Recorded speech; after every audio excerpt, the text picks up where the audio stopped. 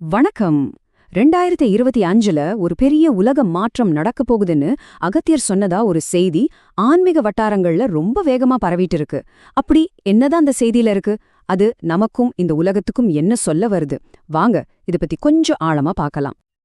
இப்போ நாம பேசிட்டு இருக்கிற இந்த தகவலுக்கு மூல ஆதாரம் இதுதாங்க. அகத்திய மாமுனிவரோட ஜீவநாடி வாக்குகள் அப்படின்னு சொல்லப்படுற ஒரு உரை. நம்மளோட இந்த முழு பதிவும் இத அடிப்படையா வச்சுதான் இருக்க போகுது. இதுல என்னென்ன முக்கியமான விஷயங்கள் சொல்லியிருக்காங்கன்னு ஒன்னொன்னா பார்க்கலாம் வாங்க. சரி, அப்போ 2025ஆம் வருஷத்தை பத்தி அப்படி என்னதான் விஷயம் இதுல சொல்லப்பட்டிருக்கு? அது என்ன சொல்லுது? வாங்க அதுக்கான பதில தேடலாம். முதல்ல இந்த தீர்க்க தரிசனம் உலக அளவுல ஒரு விஷயத்த சொல்லுது. அதாவது நாம எல்லாரும் ஒரு பெரிய மாற்றத்துக்கான காலகட்டத்துல இருக்கோம் அப்படின்னு சொல்லுது. என்ன மாற்றம் அது? இந்த நாடி வாக்கப்படி இப்போ இருக்கிற உலகம் ரொம்பவே ஒரு குழப்பமான நிலைமையில இருக்காம். மனுஷங்கெல்லாம் தெய்வீக பாதையில இருந்து விலகி மன நிம்மதி இல்லாம ரொம்ப சுயநலமா வாழ்ந்துட்டு இருக்காங்கன்னு இது சொல்லுது. இதுதான் இப்போதைய உலகத்தோட நிலைமைன்னு இந்த வாசிப்பு விவரிக்குது. ஆனா இதுக்கு ஒரு தீர்வும் சொல்லப்பட்டிருக்கு. இந்த நிலைமைய மாத்துறதுக்காக ஒரு புதிய ரொம்ப சக்தி வாய்ந்த தெய்வீக ஆற்றல் இந்த உலகத்துல வெளிப்பட போகுதாம். அந்த ஆற்றல் தான் மறுபடியும் உலகத்துல சமநிலையையும் நல்ல விஷயங்களையும் கொண்டு வரும்னு இந்த தீர்க்க தரிசனம் சொல்லுது. கேட்கவே நல்லா இருக்குல்ல? ஓகே, இந்த மாற்றத்தை கொண்டு வர அப்புறம் அந்த தெய்வீக சக்திய வரவேற்க நம்ம என்ன செய்யணும்? அதுக்கு ஏதாவது வழிகாட்டுதல் இருக்கா? இருக்கு, வாங்க அத பார்க்கலாம். இங்க ஒரு சுவாரஸ்யமான விஷயம் என்னன்னா, இதுக்கு சொல்லப்பட்டிருக்கிற தீர்வு ரொம்ப ரொம்ப சிம்பிளான ஒண்ணு, ஆனா ரொம்ப சக்தி வாய்ந்தது. அதுதான் கூட்டு பிரார்த்தனை. ஆமாங்க, மக்கள் எல்லாரும் ஒன்னா சேர்ந்து பிரார்த்தனை பண்றதுதான் ஒரே வழின்னு இந்த உரை ரொம்ப அழுத்தமா சொல்லுது. அப்படியா? சரி, இந்த கூட்டு பிரார்த்தனைய எப்படி பண்றது? அதுக்கும் வழி சொல்லிருக்காங்க. அதாவது ஒரு 50 பேர் இல்ல 100 பேர், 500 பேர், ஏன் 1000 பேர் கொண்ட குழுக்களா கூட ஒன்னு சேர்ந்து பிரார்த்தனை பண்ணணுமா? சின்ன குழுவா இருந்தாலும் சரி, பெரிய கூட்டமா இருந்தாலும் சரி, ஒற்றுமைதான் இங்க முக்கியம்னு இத அழகா சொல்லுது. சரி, எல்லாரும் ஒன்னா சேர்ந்தா மட்டும் போதுமா?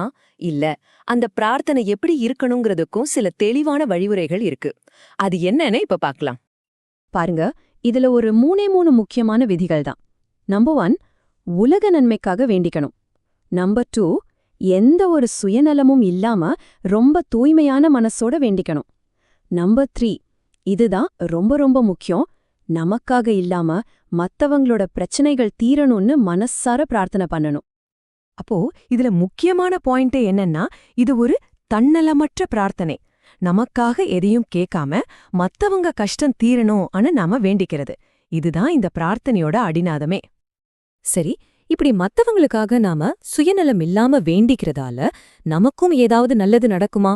இந்த கேள்வி உங்களுக்குள்ள வரலாம் இல்லையா? கண்டிப்பா இந்த உரை இதுக்கு என்னென்ன பலன்கள் கிடைக்கும்னு சொல்லுதுன்னு தெரிஞ்சுக்கலாம் வாங்க. ஆமாங்க, நாம மத்தவங்களுக்காக வேண்டிக்கிறப்போ நமக்கும் சில நன்மைகள் கிடைக்கும்னு இந்த உரை சொல்லுது. இத ஒரு பரஸ்பர பரிமாற்ற சக்தின்னு கூட சொல்லலாம். இப்ப நீங்க பாக்குற மாதிரி கடன் பிரச்சனை, நோய் நொடிகள், வறுமை, குடும்பத்துல சண்டை சச்சரவு, கல்யாண தடை, இந்த மாதிரி மனுஷங்களுக்கு இருக்கிற பொதுவான பிரச்சனைகள் எல்லாமே இந்த பிரார்த்தனை மூலமா தீரும்னு சொல்லப்படுது. இந்த கொள்கை எப்படி வேலை செய்யுதுன்னு பாருங்க. உதாரணத்துக்கு கடன் பிரச்சனையில இருக்கிற ஒருத்தருக்காக நீங்க வேண்டிக்கிட்டா உங்க கடன் பிரச்சனை தீருமா? அதே போல கல்யாணம் ஆகாம கஷ்டப்படுற ஒருத்தருக்காக நீங்க வேண்டிக்கிட்டா உங்க குடும்பத்துல இருக்கிற திருமண தடைகள் நீங்கிடுமா? இது ஒரு அற்புதமான விஷயம் இல்லையா? இந்த எல்லா நன்மைகளுக்கும் காரணம் திருமுருகனோட அருள்தான்னு சொல்லப்படுது.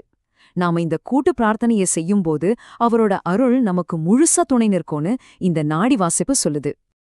சரி, அப்போ இறுதியா இந்த செய்தி நமக்கு என்ன சொல்ல வருது? இதோட மையமான கருத்து இல்ல ஒரு கால் டு ஆக்ஷன் என்ன? வாங்க பார்க்கலாம். சுருக்கமா சொன்னா இது ஒரு நம்பிக்கையான அழைப்பு தான்.